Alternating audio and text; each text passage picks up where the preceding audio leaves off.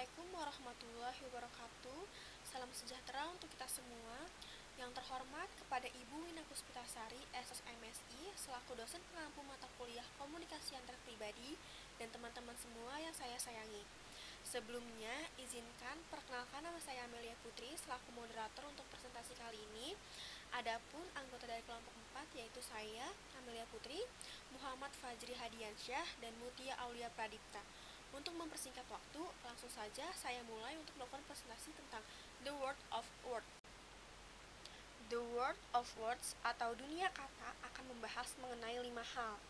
Yang pertama, ada sifat simbolik bahasa. Yang kedua, ada prinsip-prinsip verbal komunikasi. Yang ketiga, ada kemampuan simbolik. Yang keempat, ada komunitas komunikasi. Dan yang terakhir adalah pedoman untuk meningkatkan komunikasi verbal. Untuk pembahasan pertama, ada sifat simbolik bahasa. Kata-kata adalah simbol yang arbitrer, ambigu, dan representasi abstrak dari sebuah fenomena lain. Semua bahasa adalah simbol, tetapi tidak semua simbol adalah bahasa. Contohnya, ketika kata cinta adalah simbol yang mewakili perasaan intens tertentu, seni musik dan banyak perilaku nonverbal lainnya adalah representasi simbolis dari perasaan, pikiran, dan pengalaman. Selanjutnya, simbol bersifat arbitrer atau berubah. Simbol bersifat arbitrer artinya kata-kata tidak secara intrinsik terhubung dengan apa yang mereka wakili. Semua simbol dapat berubah sesuai dengan penggunaan dan pemaknaan simbol yang digunakan saat berkomunikasi. Selama komunikator dan komunikan setuju bahwa simbol-simbol tertentu akan merajuk pada hal-hal tertentu atau memiliki arti yang sama, sifat bahasa yang arbitrer dapat menjadi jelas dan lucu ketika kita menemukan bahwa kata-kata kita tidak berarti hal yang sama di tempat lain. Karena bahasa bersifat arbitrer, arti kata dapat berubah seiring waktu, dan karakter bahasa yang arbitrer sangat membantu manusia untuk menemukan kata baru. Contohnya, pada tahun 1950-an, gay berarti ringan dan gembira. Namun, saat ini, umumnya kata gay untuk merajuk pada orang yang lebih memilih pasangan sesama jenis. Selanjutnya ada simbol ambigu. Simbol ambigu adalah simbol karena apa yang mereka maksud tidak jelas. Dalam mempelajari bahasa, tidak hanya mempelajari kata-katanya, tapi juga makna dan nilai yang dikaitkan oleh masyarakat sekitar. Ambiguitas bahasa dapat menyebabkan kesalahpahaman dalam berkomunikasi. Contohnya, di Amerika Serikat, kebanyakan anak belajar bahwa anjing adalah makhluk berkaki 4 yang bersahabat, anggota keluarga, atau berguna dalam menjaga, menggembala, dan sebagainya. Di beberapa negara lain, anak-anak belajar bahwa anjing adalah makhluk berkaki 4 yang seperti hewan lainnya, seperti hewan yang dapat dimanfaatkan untuk menjadi makanan bagi manusia. Karena simbol bersifat ambigu, tidak ada jaminan bahwa orang akan setuju dengan arti kata tersebut. Selanjutnya ada simbol adalah abstrak. Simbol adalah abstrak berarti bahwa simbol tidak konkret atau tidak nyata. Kata-kata mewakili ide, orang, peristiwa, objek, perasaan, dan lain sebagainya. Tetapi itu bukan hal yang diwakilinya. Cara untuk mengurangi potensi kesalahpahaman pada abstrak ini adalah dengan menggunakan bahasa yang jelas yang kurang abstrak. Contohnya, lebih baik mengatakan, "Saya harap Anda tidak menyela percakapan ketika saya berbicara," daripada mengatakan, "Anda jangan terlalu mendominasi." Subbab yang kedua, ada prinsip-prinsip verbal komunikasi. Makna komunikasi verbal muncul dari ajaran budaya, interpretasi subjektif, aturan komunikasi, dan tanda baca. Keempat prinsip ini menyoroti kreativitas yang terlibat dalam membangun sebuah makna. Selanjutnya, ada bahasa dan budaya saling mencerminkan. Bahasa adalah alat utama yang digunakan gerakan sosial untuk mengubah kehidupan dan makna budaya. Komunikasi mencerminkan sejarah budaya, nilai-nilai, dan perspektif. Komunikasi juga mengubah budaya, Cara utama di mana komunikasi mengubah nilai dan perspektif budaya adalah dengan menamai hal-hal tertentu dengan cara mengubah pemahaman kata tersebut. Contoh yang berkaitan dengan media sosial, ada kolumnis David Brooks pada tahun 2013 menegaskan bahwa sejak tahun 1960, budaya Amerika menjadi lebih individualistis dan kurang sadar moral. Berdasarkan pencarian database Google yang dilakukan oleh Brooks dari tahun 1500 hingga tahun 2008 menjelaskan bahwa kemungkinan pengguna untuk melihat seberapa sering kata dan frasa tertentu telah digunakan dalam beberapa karya. Sejak tahun 1960, istilah individualis seperti diri sendiri dan aku datang lebih dulu dan lebih sering digunakan daripada istilah kolektif seperti masyarakat, serikat, dan kebaikan bersama. Selanjutnya ada makna bahasa itu subjektif. Proses interaksi dengan orang lain dan melalui dialog yang dilakukan oleh kepala sendirilah yang akan membangun makna percakapan. Proses membangun makna itu sendiri bersifat simbolis karena hanya mengandalkan kata-kata untuk memikirkan apa arti kata dan hal lainnya. Kata tersebutlah yang akan melapisi sebuah makna. Selanjutnya ada penggunaan bahasa dipandu oleh aturan. Argley dan Henderson tahun 1985, Siminoff tahun 1980 menyebutkan bahwa komunikasi dipolakan oleh aturan yang tidak diucapkan tetapi dipahami. Aturan komunikasi adalah pemahaman bersama tentang apa arti komunikasi dan apa jenis komunikasi yang tepat dalam situasi tertentu. Aturan mengatur komunikasi, Cronin, Peirce, Snavely tahun 1979, Peirce, Cronin, dan Conklin tahun 1979 menyebutkan ada dua aturan mengenai hal ini. Yang pertama ada aturan regulasi, yaitu menentukan kapan, di mana, dan dengan siapa membicarakan hal-hal tertentu. Contohnya, beberapa keluarga memiliki aturan bahwa orang tidak boleh berdebat di meja makan. Yang kedua, ada aturan konstitutif, yaitu menentukan bagaimana menafsirkan dan melakukan berbagai jenis komunikasi. Contohnya, mempelajari apa yang dianggap sebagai rasa hormat, mendengarkan, kontak mata, keramahan dengan melakukan senyuman atau emoticon smiley dalam komunikasi online, kasih sayang seperti ciuman, pelukan, dan profesionalisme seperti ketepatan waktu, komunikasi yang tegas. Selanjutnya ada bentuk tanda baca dan artinya. Dalam komunikasi antar pribadi, tanda baca mendefinisikan awal dan akhir saat berinteraksi. Waslawik, Bevan, dan Jackson pada tahun 1967 mendefinisikan untuk menekankan komunikasi, menentukan kapan interaksi dimulai dan siapa yang akan memulainya. Ketika di antara komunikator dan komunikan tidak setuju pada tanda baca, maka kesalahpahaman mungkin akan muncul.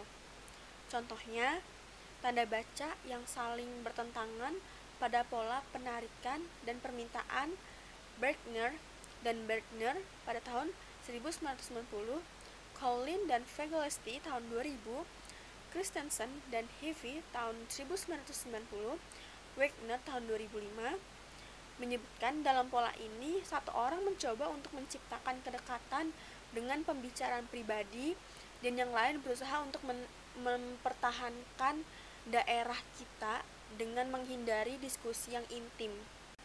Untuk contoh gambar pola permintaan dan penarikan bisa dilihat di bawah. Contoh dari pola ini adalah jika orang pertama mendorong untuk melakukan pembicaraan pribadi seperti coba ceritakan apa yang terjadi dalam hidup Anda, maka semakin jauh pula orang kedua untuk menarik diri. Dia akan menjawab tidak ada yang perlu diceritakan. Tidak ada tanda baca yang benar secara objektif. Tanda baca tergantung pada persepsi subjektif. Ketika komunikator tidak setuju dengan tanda baca, maka mereka tidak berbagi makna atas apa yang terjadi di antara mereka. Untuk keluar dari siklus yang tidak konstruktif ini, seperti penarikan permintaan, komunikator perlu menyadari bahwa mereka mungkin memberi tanda baca secara berbeda dan harus mendiskusikan bagaimana masing-masing dari mereka mengalami pola tersebut. Ini juga membantu untuk menyadari bahwa karena siklus tergantung pada komunikasi setiap orang, salah satu orang dapat menghentikannya dengan mengubah apa yang dia katakan. Kemampuan simbolik. Kemampuan kita untuk menggunakan simbol memungkinkan kita untuk hidup di dunia ide dan makna. Alih-alih hanya bereaksi terhadap lingkungan konkret, kita memikirkannya dan terkadang mengubahnya. Bahasa mendefinisikan fenomena. Kemampuan simbolik yang paling dasar adalah definisi. Kita menggunakan simbol untuk mendefinisikan pengalaman, orang, hubungan, perasaan, dan pikiran. Bertahun-tahun yang lalu, seorang ahli bahasa bernama Benjamin Worf dan seorang antropolog bernama Edwin Sapir mengajukan teori determinisme linguistik yang menyatakan bahwa bahasa menentukan apa yang dapat kita rasakan dan pikirkan. Menurut teori ini, kita tidak dapat melihat atau memikirkan hal-hal yang tidak kita miliki namanya. Bahasa bentuk persepsi. Ketika kita melabeli seseorang, kita memusatkan perhatian pada aspek-aspek tertentu dari orang itu dan aktivitasnya. Dan kita mengabaikan aspek-aspek lain dari orang tersebut. Bahasa dapat menjumlahkan. Totalizing terjadi ketika kita menanggapi seseorang seolah-olah satu label, atau yang telah kita pilih atau terima dari orang lain, benar-benar mewakili siapa dia. Kita terpaku pada satu simbol untuk mendefinisikan seseorang dan gagal mengenali banyak aspek lain dari orang itu. Bahasa bentuk dan mencerminkan hubungan. Simbol yang kita gunakan untuk mendefinisikan pengalaman dalam hubungan dapat memengaruhi cara kita berpikir dan merasakan tentang hubungan tersebut. Ditemukan bahwa beberapa orang mendefinisikan perbedaan sebagai kekuatan positif, sedangkan orang lain mendefinisikan perbedaan sebagai masalah atau hambatan. Bahasa mengevaluasi. Bahasa tidak netral atau objektif. Itu syarat dengan nilai-nilai. Ini adalah kualitas intrinsik bahasa. Sulit, bukan tidak mungkin, untuk menemukan kata-kata yang benar-benar netral atau objektif. Jadi, kata-kata tertentu yang kita gunakan membentuk persepsi kita dan persepsi orang lain. Bahasa mencerminkan dan membentuk persepsi. Kita cenderung menggambarkan orang yang kita sukai dengan bahasa yang menonjolkan kualitas baik mereka dan meremehkan kekurangan mereka. Kebalikannya berlaku untuk deskripsi kita tentang orang yang tidak kita sukai. Bahasa dapat dimuat. Bahasa yang dimuat mengacu pada kata-kata yang sangat miring persepsi dan dengan demikian makna. Bahasa dapat merendahkan orang lain. Bahasa bisa digunakan untuk merendahkan orang lain. Salah satu bentuk bahasa yang merendahkan adalah ujaran kebencian, yaitu bahasa yang secara radikal merendahkan martabat anggota kelompok tertentu. Bahasa memungkinkan pemikiran hipotetis. Kita dapat berpikir di luar situasi konkret dan langsung. Pemikiran hipotetis dimungkinkan karena kita menggunakan simbol. Ketika kita melambangkan, kita menamai ide-ide sehingga kita dapat menyimpannya dalam pikiran kita dan merenungkannya. Kita hidup dalam 3 dimensi waktu. Pemikiran hipotetis juga memungkinkan kita untuk hidup lebih dari sekedar saat ini. Kita menanamkan kehidupan kita saat ini dengan pengetahuan tentang sejarah dan rencana kita untuk masa depan kita. Kita dapat mendorong pertumbuhan pribadi. Berpikir secara hipotetis membantu kita tumbuh secara pribadi. Kita perlu menerima diri kita sendiri dalam proses sebagaimana landasan untuk bergerak maju. Ini mengharuskan Anda untuk mengingat siapa diri Anda sebelumnya, untuk menghargai kemajuan yang telah Anda buat, dan untuk menjaga citra ideal tentang orang yang Anda inginkan untuk mendorong perbaikan diri yang berkelanjutan. Bahasa memungkinkan refleksi diri. Sama seperti kita menggunakan bahasa untuk merefleksikan apa yang terjadi di luar diri kita. Kita juga menggunakan untuk merefleksikan diri kita sendiri. Menurut Matt tahun 1934, ada 2 aspek dalam diri. Pertama ada I, yang merupakan diri yang spontan dan kreatif. Lalu ada demi, yang merefleksikan I dengan menganalisis tindakan I. Ini berarti kita dapat berpikir tentang siapa yang kita inginkan dan menetapkan tujuan untuk menjadi diri yang kita inginkan. Kita dapat memantau komunikasi kita. Ketika berinteraksi dengan orang-orang dari budaya yang berbeda, kita memantau dengan mengingatkan diri kita sendiri bahwa mereka mungkin memiliki nilai dan aturan komunikasi yang berbeda dari kita. Refleksi diri memungkinkan kita untuk memantau komunikasi kita dan menyesuaikan agar efektif. Kita dapat mengelola pandangan kita. Karena kita merefleksikan diri kita dari sudut pandang orang lain, kita harus mampu menyesuaikan komunikasi kita sehingga kita terlihat positif di mata mereka. Komunitas komunikasi. Orang-orang dari kelompok sosial yang berbeda mempelajari cara yang berbeda dalam menggunakan bahasa dan menafsirkan bahasa orang lain. Sebuah komunitas bicara ada ketika orang berbagi norma tentang bagaimana menggunakan pembicaraan dan tujuan apa yang dilayaninya. Komunitas bicara muncul dari lokasi sosial, yaitu orang yang berbagi lokasi sosial cenderung mengembangkan pemahaman bersama tentang komunikasi. Komunitas komunikasi bergender. Sosialisasi ke dalam komunitas komunikasi bergender. Salah satu studi paling awal menunjukkan bahwa permainan anak adalah agen utama sosialisasi gender. Sebagian besar permainan anak laki-laki sangat kompetitif, baik antar tim maupun individu. Interaksi dalam permainan mengajarkan anak laki-laki dan perempuan pemahaman yang berbeda tentang mengapa, kapan, dan bagaimana berbicara. Penelitian tentang komunikasi wanita dan pria mengungkapkan bahwa aturan komunikasi yang dipelajari dalam permainan masa kanak-kanak dibawa ke depan ke dalam interaksi dewasa kita. Misalnya, pembicaraan wanita umumnya lebih ekspresif dan terfokus. Kesalahpahaman antara komunitas komunikasi bergender, sosialisasi dalam komunitas gender yang berbeda menyebabkan beberapa kesalahpahaman umum antara perempuan dan laki-laki. Salah satu kesalahpahaman tersebut terjadi ketika perempuan dan laki-laki mendiskusikan masalah. Seringkali ketika seseorang wanita memberitahu seorang pria tentang sesuatu yang mengganggunya, dia menawarkan nasihat atau solusi. Media sosial dan komunikasi verbal. Kita menciptakan kata-kata baru untuk menggambarkan pengalaman dan cara komunikasi yang unik untuk media sosial. Beberapa kata yang kita temukan merupakan variasi dari kata dan frasa yang sudah ada. Contohnya adalah daftar teman, pesan singkat, netiquette, cyberbullying, dan ruang bicara. Lalu ada pedoman untuk meningkatkan komunikasi verbal, terlibat dalam perspektif ganda. Sebuah pedoman penting untuk komunikasi verbal yang efektif, guna terlibat dalam perspektif ganda.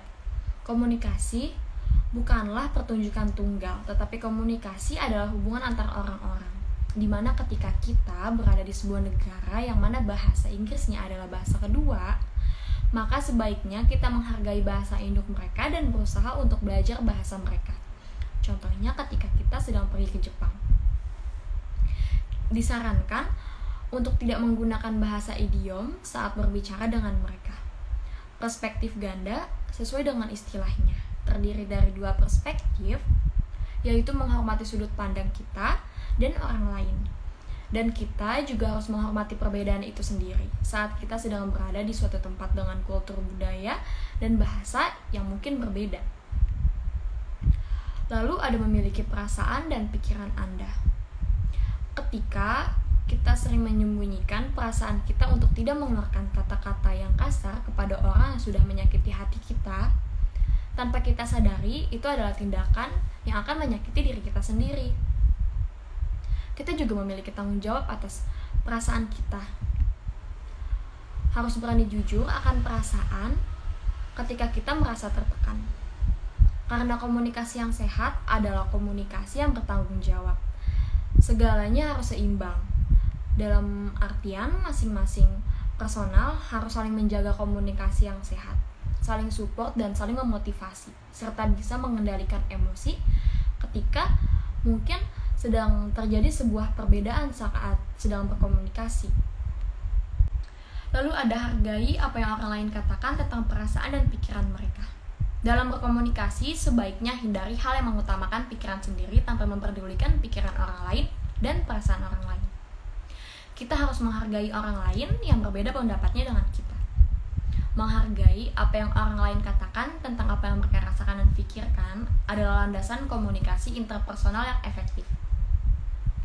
Kita juga tumbuh ketika kita membuka diri terhadap perspektif, perasaan dan pemikiran yang berbeda dari diri kita sendiri. Jika kamu tidak mengerti apa yang orang lain katakan, mungkin kamu bisa mencoba untuk meminta mereka menguraikannya. Karena itu tandanya kamu tertarik dan menghargai keahliannya dan pengalamannya. Lalu berusaha untuk akurasi dan kejelasan. Karena simbol bersifat arbitrer, abstrak, dan ambigu, mungkin potensi kesalahpahamannya akan selalu ada. Kata-kata abstrak tepat ketika pembicara dan pendengar memiliki pengetahuan konkret yang sama tentang apa yang dibahas. Misalnya sepasang kekasih yang sedang dilanda cinta, maka kata-kata abstrak tentang cinta bisa dibahas oleh mereka. Lalu ada bahasa yang memenuhi syarat, adalah kita harus mengkualifikasikan generalisasi sehingga kita tidak menyesatkan diri ataupun orang lain dengan salah mengira pernyataan umum menjadi pernyataan mutlak. Misalnya, politik itu bengkok. Maka yang seharusnya adalah sejumlah politisi itu adalah tidak jujur. Lalu ada ringkasan bab, dunia kata dan makna. Kata-kata itu berupa makna. Karena dengan kata-kata yang kita miliki, maka manusia bisa mendefinisikan, mengevaluasi, dan mengklarifikasi diri sendiri, orang lain, dan pengalaman kita di dunia.